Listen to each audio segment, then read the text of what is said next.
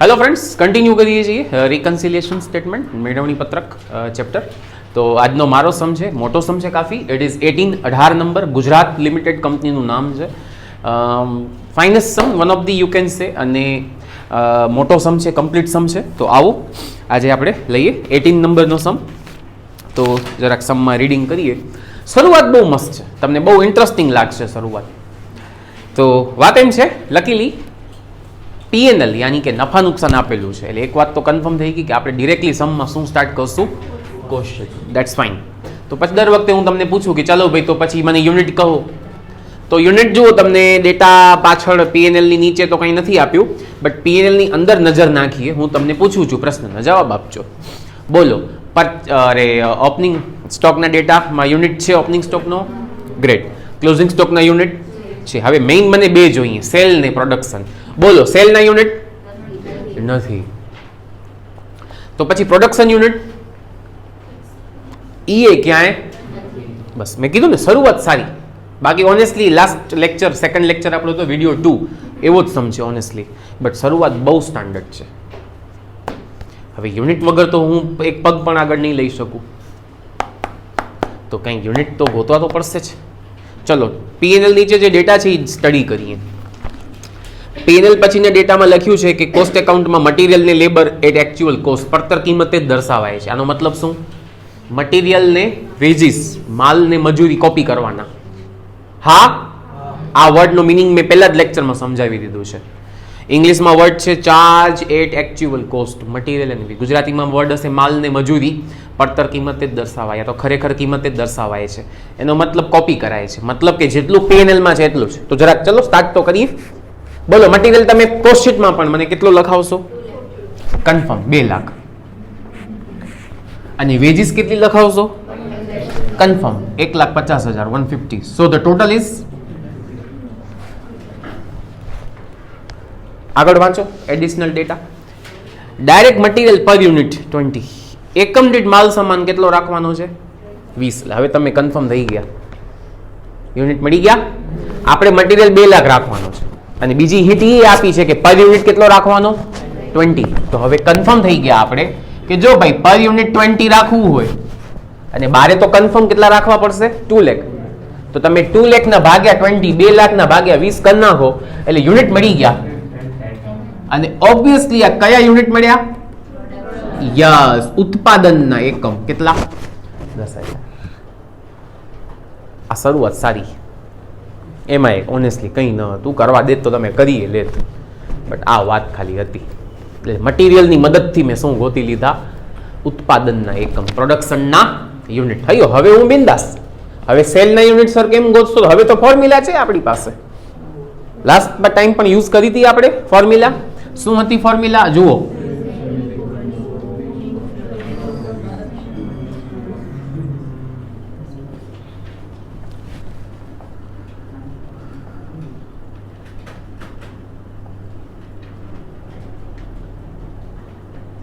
આમાં મૂકી દઈએ વેલ્યુ. ચલો, ઓપનિંગ સ્ટોકના યુનિટ બોલજો. 1200 પ્લસ ઉત્પાદન પ્રોડક્શનના યુનિટ હમણાં જ ગોત્યા 10,000, અને માઇનસ ક્લોઝિંગ સ્ટોક યુનિટ. એટલે તમારો ફ્રેન્ડ્સ સેલ મળી ગયો યુનિટમાં.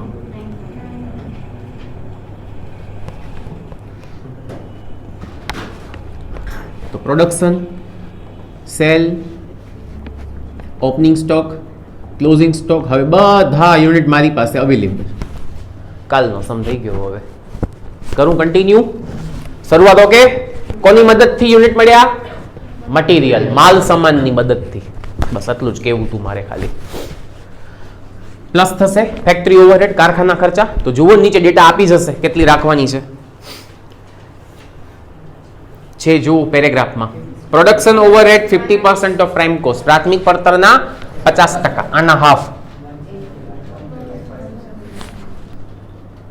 કરો ને પ્લસ.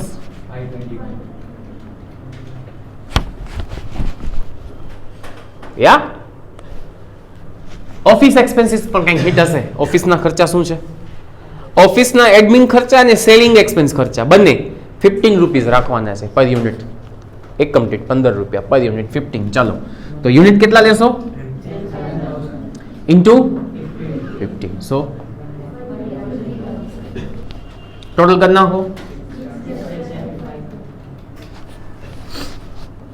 दैट्स इट फॉर्मेट प्रमाणे શું જોઈએ તો નીચે જુઓ ને લાસ્ટ ટાઈમ મેં શીખવાડ્યો ઓપનિંગ સ્ટોક નો ડેટા અલગથી આપે તો લખવાનો નવો અધરવાઇઝ જૂનો કોપી કરવાનો શું આ સમમાં ઓપનિંગ સ્ટોક નો ડેટા નીચે છે અલગથી છે યા જે જોયું ને કાલે કરાયો તો લાસ્ટ લેક્ચર વિડિયો 2 માં એમાં ઓપનિંગ સ્ટોક નો કાંઈ ડેટા નીચે ન હતો એટલે P&L નો કોપી કર્યો આ સમમાં તમને નીચે અલગથી કીધું છે કે ઓપનિંગ સ્ટોક કેટલો 58500 58000 તો સરસ લખી નાખો ક્લોઝિંગ તો આપણે કઈ ટેન્શન નથી ગોતતા આવડે છે કેટલા છે તમારા ક્લોઝિંગ સ્ટોક ના યુનિટ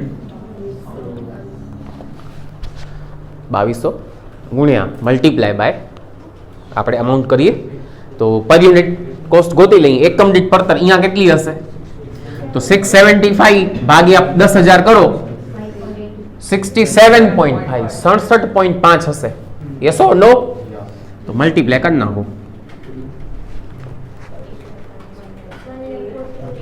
1,48,500 ઓલ ગુડ આ પ્લસ આ માઇનસ કરી અને મને final cost of good sold વેચાયેલ માલની પડતર કેટલા આરામથી જાઉં છું પ્લસ થશે સેલિંગ ઓવરહેડ વેચાણ ખર્ચા એ કીધું છે પર યુનિટ 15 એકમ દીઠ 15 પણ એ યુનિટ કયા લેવાશે ઓબ્વિયસલી 9000 ઇન્ટુ 15 1 લાખ कर दो प्लस 7,20,000 અને દર વખતે વાત સેમ વેચાણ બદલે નહીં સેલ નેવર ચેન્જ તો સેલ ની અમાઉન્ટ P&L માં જે છે એ લખી નાખીએ 9x તો ડિફરન્સ ઇઝ યોર પ્રોફિટ કેટલો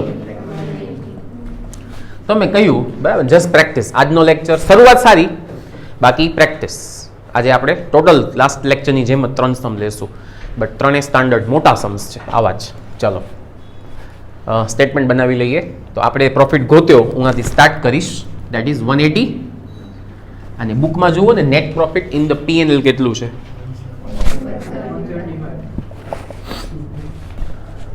રેડી તક્કડ નહીં કરવાની ખોટી સ્પીડ નહીં કરવાની ચલો હવે કમ્પેર કરીએ ડેટા આપણો મટીરિયલ 2 lakhs P&L માં સેમ 2 લાખ છે આપણી મજૂરી 150 1.5 લાખ P&L માં સેમ જ છે નો ચેન્જ ઓકે આપણું ફેક્ટરી ઓવરહેડ 175 ટેક્સ બુકમાં P&L માં 180 આપણા એક્સપેન્સ ઓછા છે એક્સપેન્સ લેસ ધેન માઇનસ ખર્ચ ઓછા હોય બાદ થાય કેટલા that is 5000 ઓફિસ એક્સપેન્સ આપણા 150 છે 1.5 લાખ ટેક્સ બુક P&L માં 1,35,000 આપણા એક્સપેન્સ વધુ છે એક્સપેન્સ મોર ધેન પ્લસ ખર્ચા વધુ હોય તો પ્લસ થાય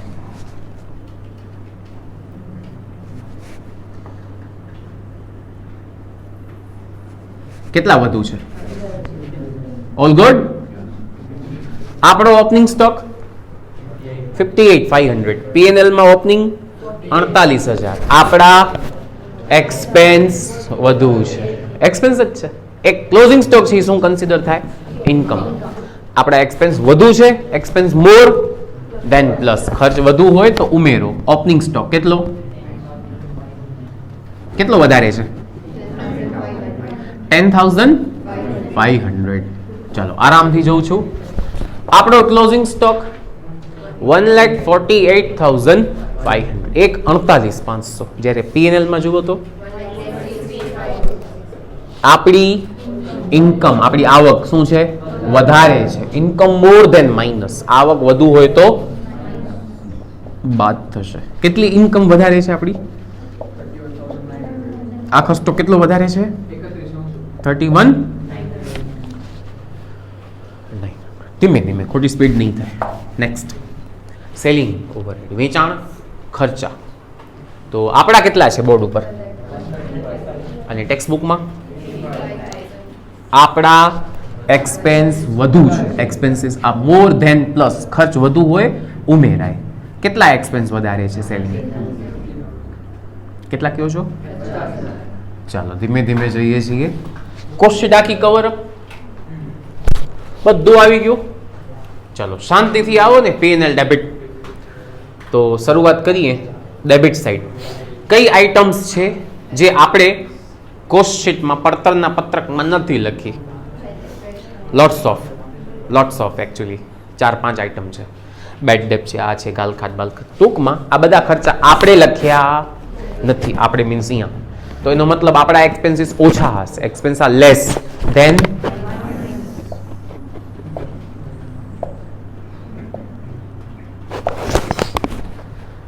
બધા 1 by 1 બોલતા જાઓ. ચલો સૌથી પહેલા નથી આપણે લખ્યા ઈ ગાલખાત બેડ ડેપ. કેટલી? સ્પીડ નહીં કરવાની, પ્રેઝન્ટેશન પરફેક્ટ રાખવાનું. 16 માર્ક્સ નો સમ, રાઈટ ને? 16 માર્ક્સ નો સમ છે. બોલો પછી.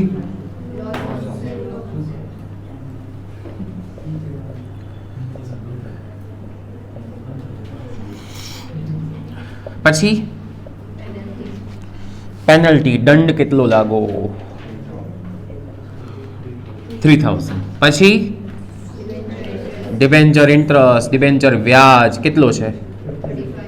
35,000, 35,000. એન્ડ પ્રાથમિક ખર્ચ, પ્રિલિમિનરી એક્સપેન્સીસ કેટલા છે? All good? ચાલો ઇન્કમ સાઇડ આવો. ક્રેડિટ સાઇડ કોઈ આઇટમ છે? 2 છે. બંને ઇન્કમ છે, આવક છે. જમા સાઈડ હોય એટલે આપણે લખી નથી, તો આપણી ઇન્કમ ઓછી. ઇન્કમમાં લેસ ધેન પ્લસ, આવક ઓછી હોય પ્લસ થાય. તો ક્રેડિટ સાઇડ 2 વસ્તુ કઈ છે? Interest and dividend. કેટલો છે? 11 આરામથી. એન્ડ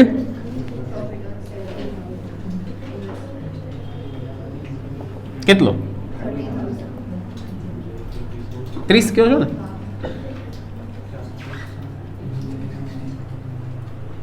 ડેટા આખું આવી ગયું. સો વી કેન સે સમ થયો પૂરો. ટોટલ પ્લસ કેટલા ઈ જોઈ લ્યો ને ટોટલ માઇનસ કેટલા છે? 1,16,900. વિશ્વાસ થશે?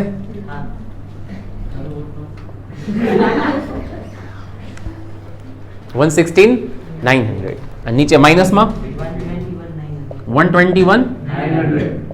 ચલો આરામથી ટેલી કરી લો. 180 માં પ્લસ ને આ માઇનસ કરો. 1,75,000 થવા જોઈએ.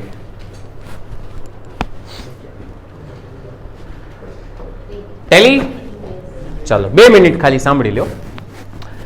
આજે મોટા સમ્સ બહુ લિમિટેડ છે આ ચેપ્ટરમાં. રફલી 15 સમ માંડ છે મોટા, તો બહુ લિમિટેડ સમ્સ તમારા માટે બચશે. તો લાસ્ટ લેક્ચરમાં 2 સમ મેં કરાયા હતા. આજે 2 સમ તમને હું કરવા દઈશ. એક સમ આ પ્લસ 2 તમારા. કયા? શાંતિથી જોઈ લો. એક છે તમારો સમ નંબર છે 20 નંબર.